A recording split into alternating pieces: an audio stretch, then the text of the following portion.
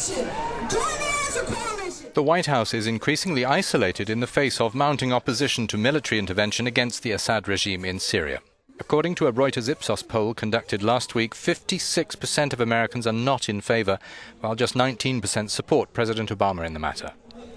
He's scheduled to make a national address this Tuesday in a further push to sway a public that remains unconvinced by his arguments. Authorizing the use of force. What we're not talking about is an open-ended intervention. This would not be another Iraq or Afghanistan. There would be no American boots on the ground. Any action we take would be limited, both in time and scope, designed to deter the Syrian government from gassing its own people again and degrade its ability to do so. Obama is also having a tough time persuading members of Congress of both parties who hold strong objections, such as this Texas Republican.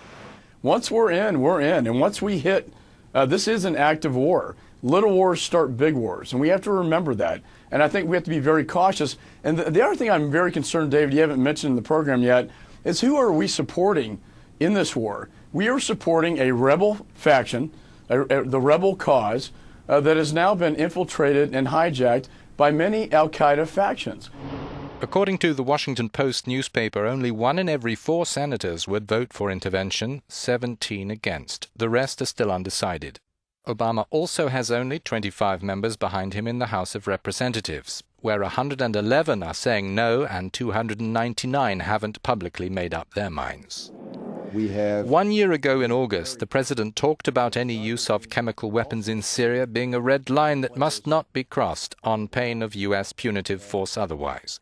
Now Obama is being perceived as politically hamstrung by his own words, this analyst says. I think what we're seeing now is, President Obama has painted himself into a corner in terms of his red line.